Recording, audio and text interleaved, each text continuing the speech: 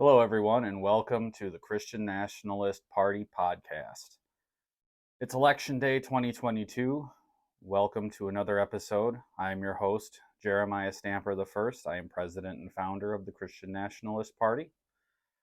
We have a couple of things to get to today. It's a pretty slow news day. We'll be a lot faster tomorrow once results start to roll in. Our first story, we need to stop calling public school teachers and start calling them what they really are: groomers. They seem to have it in their head to groom all of your children to be either homosexual or trans, no in between. Story today out of Bryan County, Georgia. A substitute teacher, Lindsay Barr, has been fired and barred from ever subbing in that county again, simply for asking about the appropriateness of a picture book that was being shown to little children that depicted gays having children. It showed them in different stages of pregnancy and everything, which, as someone who spent 4 years in college studying biology, biochemistry, physics, I can say with some authority, it is impossible for a same-sex couple to have a child. Two men cannot have a baby. Two women cannot have a baby unless you violate the laws of nature and the laws of God and decide to do something horrible like in vitro, where you're purchasing humans. It's essentially just a sex slave trade. It's not possible. It takes one man and one woman to create a child. That's just the laws of nature. And so she brought up concerns as to why this book was being shown to little children, and as such was fired, and not only is fired, is barred from ever teaching in any of their schools again.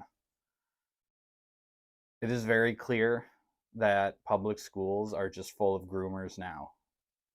They hire drag queens to put on shows. They teach all sorts of sexual perversions. They push children to become trans, so that we're seeing levels and percentages of kids turning trans that is just unheard of.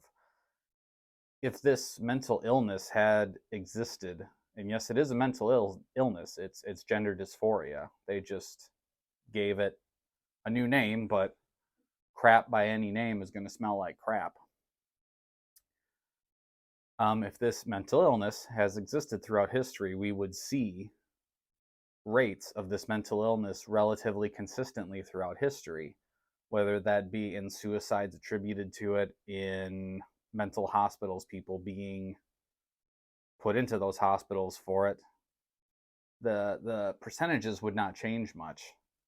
But what we're seeing is this incredibly sharp, dramatic increase of transgender people in our society, which tells you that there is some sort of external factor, some sort of external push driving this increase, because it's not something we've seen throughout all of human history up until 10 minutes ago.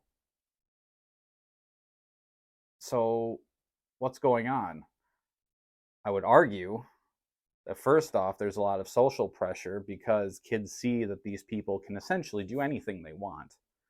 They can, it's like that one Family Guy skit where the person goes up to the tranny in the bar and goes, "You can't look at porn here." And it goes, "Okay, but I'm transgender." "Oh, sorry, sir, ma'am. Have a good rest of your day."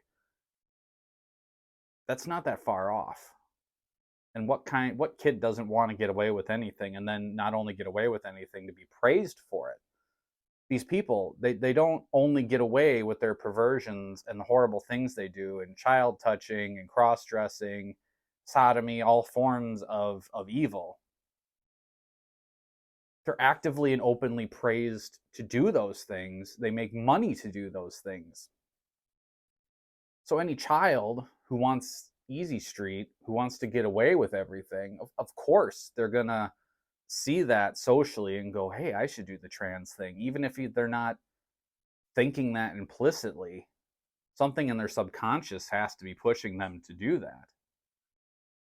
And then you put on top of that these horrible, liberal, demonic parents that push their children even farther into it, that want a virtue signal at the expense of mutilating their own flesh and blood, putting them through irreversible damage from hormone blockers and hormone replacement therapy, and then the ultimate mutilation of surgeries, top and bottom both, where they just slice and dice up little children, slice and dice up teenagers, and let adults with mental disorders slice and dice themselves up. I mean, it'd be no different than if I went into my psychiatrist and I said, look, I identify as someone who's disabled. I want both of my legs gone. That's how I identify. You have to put me in the hospital and you have to cut off my legs below the knee for me to live my best life. That sounds insane, because it is insane. And that's literally what these people are doing every single day. They're saying, to live my best life, to be me, I have to be the other gender. Now, hey, refer me to this hospital so I can get my sexual organs chopped up. There's no difference between the two scenarios, none, with the exception of one, for whatever reason, has become socially acceptable because a bunch of really loud liberals and groomers in our public schools have convinced a generation and a half that this is okay, that this is normal, when in fact it's demonic. It's purely and wholly evil. To the point where if you say anything against it, you lose your job. You can get CPS called on you and lose your kids. You can, in this poor woman's case, be chased out of town, which thankfully the Alliance Defending Freedom is helping in a lawsuit for her and a group of other people.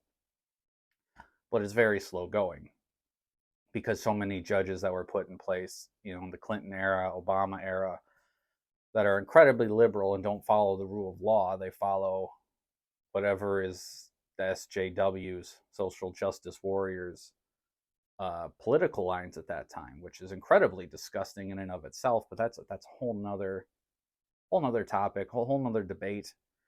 But we need to stop calling these public schools. We need to start calling them, public indoctrination centers, and we need to stop calling them teachers. They're obviously not teachers. They're groomers.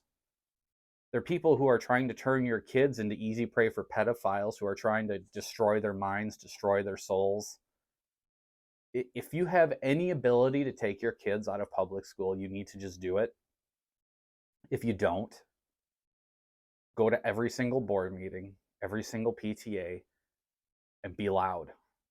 Don't let them think for a second that this is okay. Don't rest. Don't give them a chance to breathe. Get it through to them that this is not okay. And unfortunately, this comes from us allowing academia to become the liberal hellhole that it is. Because unfortunately, to really get ahead in life, at least for most people, I mean, I know there's trades and other things, entrepreneurship, but for the majority of people, to really get ahead in life, you have to go to a 4-year school and then climb your way up a ladder somewhere. And we've allowed academics to become nuts. We've allowed them to be completely inundated by liberal notions, by progressive culture, which then they cram down the throats of every single student that goes there. And instead of fighting back against it, arguing against it, and conservatives getting involved in academia, we've just let it go to the point where now all of our teachers and the majority of our working professionals have been indoctrinated by this garbage. And I know it's difficult. Like, believe me, as a conservative Christian that went through a 4-year school in one of the most liberal areas of my state, the amount of debates, discussions, arguments, and stuff I had, even with professors, was insane. Thankfully, I had 1 or 2 good experiences with professors that, although very, very liberal, because I was normally one, if not the only conservative in a class, would tend to get my opinion on some things so we could have good discussions, but that was the exception. And I remember those professors very fondly. They're people I would still like to talk to today if I run into them at the store or whatever, because this is comparatively a small town compared to some others. It's like 30,000 people. So the chances of you running into someone here over the course of a year is very good. But that's the exception. Like, the majority of the time, conservative thoughts were just openly mocked. They weren't discussed. They weren't brought up for the sake of learning, of debating. They were just mocked. They were a joke. And we've let that mindset teach our teachers who are now teaching our children. Our impressionable, innocent children are being taught by people who are taught by scoffers and mockers against conservative values and against God. And then we wonder why our society is dying. Call things what they are. They're groomers. It's an indoctrination center for the government. It's not education. If you can get your kids out, get your kids out. If you can't, which believe me, especially with the economy the way this horrible president has got it. He's not president. Former Vice President Biden has got it, who was illegitimately elected. It might not be possible. I get it. Both parents probably have to work in a lot of households now. Fight the good fight. Don't let them silence you. Don't let them put you down. If you have to, get some legal aid if that's even possible for you. Call nonprofits if that's not affordable. Fight for it. Our ancestors, our forefathers were patriots. They physically fought for it. Thank the Lord we're not at that point yet, and hopefully we don't get to that point. Go out there and physically go for it with your mouth, not with a sword. Let your voice be heard physically at these town halls, at PTA meetings, at board meetings, which segues really well. It's election day. It's November 8th. Get out and vote. I don't think, well, let me rephrase this. It is your civic duty to vote, but I don't think everyone deserves that duty. I think that voting is definitely something that should be earned. It shouldn't just be a right handed to people, because that is, again, destroyed our country. Our country was not made to run where everybody with a pulse over 18 could vote. That wasn't how it was designed. Getting away from that framework has had horrible consequences, but that's a whole video, even book in and of itself, because I do write a lot. Go to Twitter at CNP1776. Links to our website, to articles we write every single day except Saturday and the Sabbath. But the election, we need to all get out there and vote red. Straight ticket Republican. I know some of them have problems. I know some of them aren't the best. The baby killing, let all the criminal illegals in, they're far worse. We need to vote in such a way, in such a mass number, that they can't cheat us again. They're trying. I mean, even the press secretary has already said a lot of these swing states won't have their votes counted for like a week, which, aside from the election that they obviously stole, that they obviously cheated former Vice President Biden into office over to get rid of Trump, because Trump was actually fixing things and getting rid of all this globalist nonsense. We have always known our election results the night of, or at the very least early the next morning. Up until 10 minutes ago, that was just how things worked. That's how things can still work.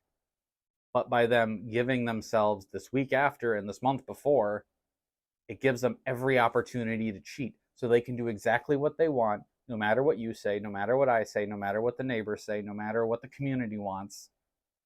They can do whatever they want. They can break as many water mains as they want. They can have as many postal workers drop off as many fake ballots as they want. They can destroy ballots in that case that we talked about yesterday. They can fiddle with the machines so that people have trouble changing their votes to who they want to vote for, and it just goes to the Democrats. And especially, no insult to older people, but with a lot of this being tech now, it's going to be a lot harder for the majority of our population, especially since they're the part that wants to vote conservative the most, because with age comes wisdom, and they're not stupid like most people in my generation and the Gen Z. No offense if you're one of them, but we tend to have caused most of the problems in this country. They're going to have the most time dealing with these machines to change the vote to what they want it to be. And since they're the biggest population that votes conservative, well, that's a big issue. So with all of this ripe for them to steal it again, which is what they're trying to do, they're not even hiding it anymore. Get out there and vote. Don't be discouraged. The more of us that vote, the harder it is for them to steal. If enough of us go out there to vote, they can't possibly get away with it. because they won't be able to cheat enough without really getting caught red-handed, which, I mean, fair enough, they already did and nothing really happened to them, but hopefully if it's blatant enough and enough people start to wake up, well, then things will actually get done. But that's the news for today. I know we didn't cover a lot of actual news, but with the election, I felt it was more prudent to really talk about it, to really encourage you guys to get out there and vote. I mean, we're not going to be on the ballot as a party until 2026. So our best bet is the Republicans. In some places that sucks, Pennsylvania especially. I don't know if I could vote for Dr. Oz because he's all in favor of killing children. That to me is a deal breaker. If you are pro-death, I'm not voting for you, just period. But then again, so is Fetterman. So it's kind of pick your poison there. But we need to win. If we can get a majority in the House, a majority in the Senate, and essentially take Congress back, former Vice President Biden and his administration can't do diddly squat. And that's the best we can hope for until I hope Trump runs again in 2024 and that we win. I mean, we won last time and they cheated him out, but that's all I have for you today, guys. Go out there and vote. If you see anything suspicious, say something. Get a poll worker. Call them on their BS if you have to. If you need to, get the sheriffs. The sheriffs are there to uphold the Constitution. That is the duty of the sheriff's department, not the town cops, not the staters, the sheriffs, the county sheriffs. Their entire thing is to uphold the Constitution, even if it is different from the law. So get a hold of them if you have any trouble at the polls. Till next time, everyone, may God keep you and richly bless you. This is the president and founder of the Christian Nationalist Party, signing off until next time.